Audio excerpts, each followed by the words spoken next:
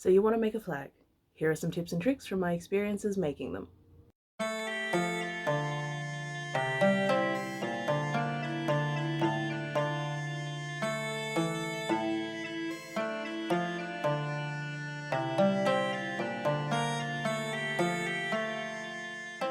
There are two main types of flags, horizontal and vertical, and we're going to be focusing on the horizontal ones today. Historically, flags could have been made out of wool, silk, linen, or cotton, depending on your time period and location. Modern flags can, of course, be made from taffetas, bem silks, any sort of polyester or viscose type materials, or it could also still be those historical fabrics. Horizontal flags are one of the more common types you would see historically, and they are very common today as well. Particularly if you're doing something like LARPs, you will definitely see plenty of horizontal banners on the field. And some of the methods that I'm going to be showing you today about the way I do banners are a little bit more fiddly, but they do give a really awesome result. This is, of course, by no means an exhaustive list on how to do things. This is not the only way to do things, but this is the way that works for me and gives me the best results. In this video, I'm going to be referring to base fabric and design fabric. Base fabric is the part that makes up the background of your flag's design. Design fabric is the pretty elements that you're putting in that really give your flag its identifiable characteristics. So here, my base fabric is the red and the design fabric is the white. So while we're going ahead and getting our fabric ironed and prepped, let's talk about the technique involved in the flags that I make. I refer to this technique as the cutaway method, although I've never seen it officially given a name anywhere else, so if you do know what the official name for this is, please feel free to leave it in the comments below. This method delivers a flag that has the design visible on both sides of the flag without additional weight being added to it, which means it stands up really well in windy environments or if you're running on field. This method does involve a little bit more work than, say, an applique method, because each seam in the cutaway method needs to be sewn 3 times. We'll get to that in a little bit, but for now just make sure your fabric is washed and ironed thoroughly. Transfer your design onto the desired fabric. I would suggest using something like a soft grey lead or a tailor's chalk. I've used pen here for the demonstration, but I really don't recommend using pen on your actual design. You can make your design as complicated or as simple as you like, but it is worth noting that with more sharp corners or complex curves, your design becomes a little trickier to execute and may need some assistance from some external techniques other than sewing. At this stage, you only need to focus on the very outline of the design. The details will get filled in later. Once you've got your design down, cut it out with plenty of extra seam allowance. You really don't have to make this pretty, it's just for the purpose of getting it to the base material. Next, you're gonna lay that design over the base material, making sure that you are putting any animals or any creatures that have a head. That head needs to be facing where the flagpole is gonna be. Now, on basic designs, this may not matter at this stage, but if you're doing a more complex design, it is something to bear in mind. Lay it out flat. Iron it again if you're unsure, and then you're going to want to put pins in as many places as is practical. Don't feel like you need to skimp on pins here. You want to make sure your design is not shifting at all. You can make your flag through a combination of machine stitching and hand sewing, or you can make it exclusively one or the other. I personally, for LARP flags, do a combination there where I do predominantly straight seams with the sewing machine and complex curves and corners by hand. Stitch along your design's outline, take it slow in the fiddly sections, make sure you're being as precise as possible with your stitch work because it will impact the final outcome.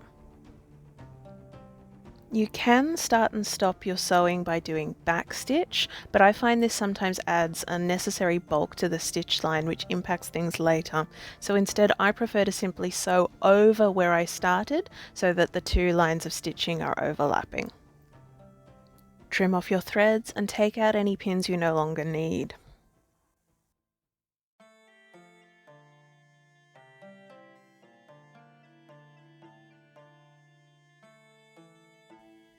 This next step is where we get the cutaway technique name from. We are cutting away the base material from the section where the design element is now sitting. You will need to pinch both parts of the fabrics to pull them apart, and then you're only going to be cutting into that base fabric, making sure that you keep that design fabric well away from it. It's important to remember as you're cutting away the base fabric from the design area that you want to be leaving a seam allowance. Now, what that seam allowance is going to be is going to differ depending on your confidence level with your own sewing ability and the type of fabric you're using. Some fabrics will fray really easy or have a really coarse weave, and those ones you probably want to leave a little bit extra seam allowance on. Whereas there'll be some materials that don't fray particularly easily and work really well while you're manipulating the fabric. Those ones you can afford to have a finer seam allowance on, but again, it really is just up to your confidence with the work you're doing. If in doubt, leave yourself a little extra seam allowance. You can always trim it away while you're working, but if you cut away too much to begin with, you can't add it back in. Make sure you are clipping into the corners of the base fabric as you're trimming away there, and on some curves you may also need to clip into the seam allowance to ease the curves as you sew them, and that'll stop fabric from pulling and puckering quite as much. Now on this particular one, it doesn't look like very much now that I've clipped away the base fabric, but on a larger design this would have a much greater impact. Now you're going to flip your flag over and you're going to trim away to the seam allowance you need on the design fabric. Again, be cautious if you're uncomfortable with trimming it really fine. Give yourself a little bit more breathing room. You can always trim it back as you work it. And again, cutting into those corners on the seam allowance where you need to. Now it's time to start folding back those seam allowances, getting ready to start sewing them down. You are going to turn the base fabric seam allowance towards where there is base fabric, and you're going to turn the design fabric seam allowance towards where the design fabric sits. And now we begin the second line of stitching. So here I'm going to be stitching down the base fabric seam allowance. I'm using a very small whip stitch with a single thread. You can of course use doubled thread if you prefer, or if you're working with a fabric that you think needs it. I'm going to work my way around the entire design, stitching down this seam allowance so that I'm exposing the design fabric as completely as I can on this side. Then when I'm done with this side, I'll flip it over and I'll stitch down the design fabric's seam allowance as well, again using that whip stitch and a single thread, but of course you can use whatever you're comfortable with. Now that I've stitched all of that down, you can see how it looks. Some of the finer details haven't come out clearly, and that is unfortunately one of the limitations of working with fabric. Again, a larger design has less issue with this because the fine details aren't so minute. However, this does give us an opportunity to now talk about some of the tips and tricks to make your designs still pop on the field. First tip, paint can be your friend. This is less applicable for historically appropriate banners and flags, but for LARP flags this is definitely a tip you can take. If you've got sections where you've got contrast thread that is showing, you've got marks from where your pen might have touched fabric you didn't mean it to, or what have you, go in with a complementary paint and paint over it. No one's going to be looking at that tiny 2 mil speck of paint on the battlefield, they're just going to be terrified your flag's coming at them.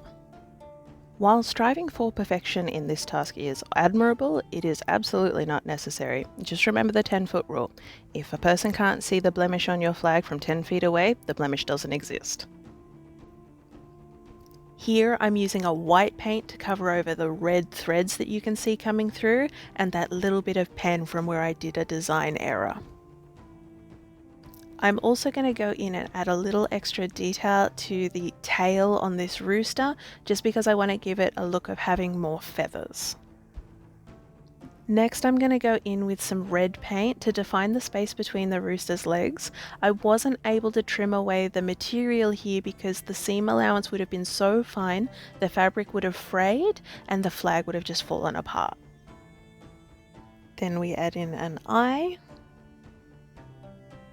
And now we can do some detailing with black paint.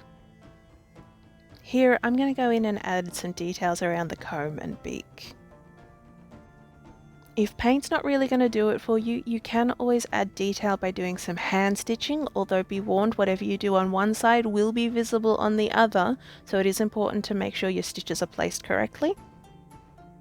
Or alternatively, you can go in and do some machine stitch detailing as well. You can get away with not hemming the edges of your fabric if you're working selvage to selvage. That is, the woven edges of your flag are self-contained and not going to fray. If you are working with raw edges, it is definitely advisable to hem them so that you don't end up with a flag that's fraying continuously and potentially undoing all your hard work.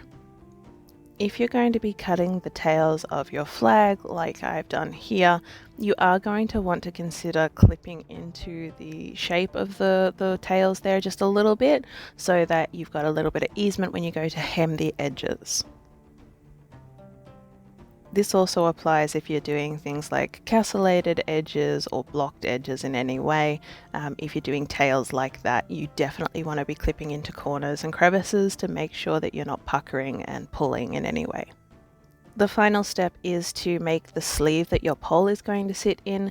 I would suggest putting a cap of leather inside the top of that sleeve so that when your pole is wearing on the flag, it's not tearing through that fabric. It's only going to be wearing on the leather itself. You can make this sleeve as fancy as you want, but honestly, a basic closed sleeve like what I'm doing here is all you need and is more than enough. I'd also recommend adding a couple of cords to the bottom of the sleeve here so that you can tie your flag to your pole for rougher wear and tear. So there you go, some tips on how to make your own banner. If you've got more questions, let me know.